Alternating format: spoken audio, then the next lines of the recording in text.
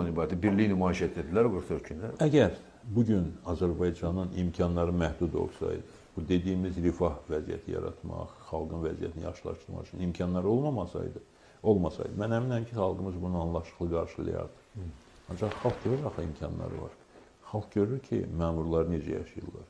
Xalq görür ki, hakimiyyətdə mövqe tutan şəxslər nə cür yaşayırlar.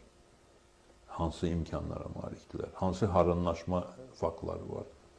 Bu illər ərzində dəfələrlə müxtəlif nazirlərin, komitə sədrlərinin, mavinlərin, icra başçılarının, müxtəlif dövlət şirkətlərinin rəhbərlərinin, işçilərinin, adicə şöbə müdirlərinin həbslərinin şahid olmuşuq. Hər birinin də mülkiyyəti hesablamağa başlayanda görünüb ki, sadə xırda bir görünən vəzifədə oturan adam, hətta bəzən rəsmi strukturlar yox, hansısa media strukturu rəhbəridir dövlətin, nə bilim, kiçik bir quruluşun rəhbəridir. 10 milyonlarla, 100 milyonlarla sərvətə malikdirlər. Mənlə multimilyarderləri demirəm. Və bu zənginlər nə cür yaşayırlar, onların ailə üzvləri, övladları nə cür harınlıq edirlər. Cəmaət görür axı. Cəmaət bunu görəndən sonra nə cür desin ki, bəli, böyük xərclər var, ona görə də biz öz istəklərimizi zamana buraxırıq, tələb eləmirik. Yəni, bu imkanlar var.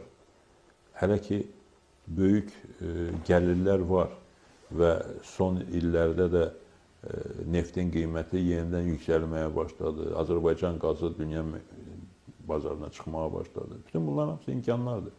Və ona görə də xalqın istəyi tamamilə haqlıdır, məntiqlidir, düzgündür və hakimiyyət bu istəkləri nəzərə almalıdır. Hakimiyyət şəhid ailələrlə başlayaraq, müharibəmizin qəhrəmanlarından, veteranlarından, qazilərindən başlayaraq insanların həyat səviyyəsini yüksəltmək üçün konkret addımlar atmalıdır.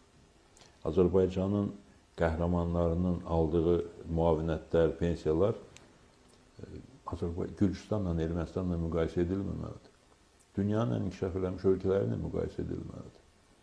Azərbaycanın imkanları var bunun üçün və eyni qaydada iqtisadi azadlıqlar verilməlidir. Bu monopoliyalara son qoyulmalıdır. Bu haqsızlıqlara son qoyulmalıdır. Adicə məsələlər var ki, onları həll etmək çox sadədir. Tutaq ki, uşaq pulu məsələsi.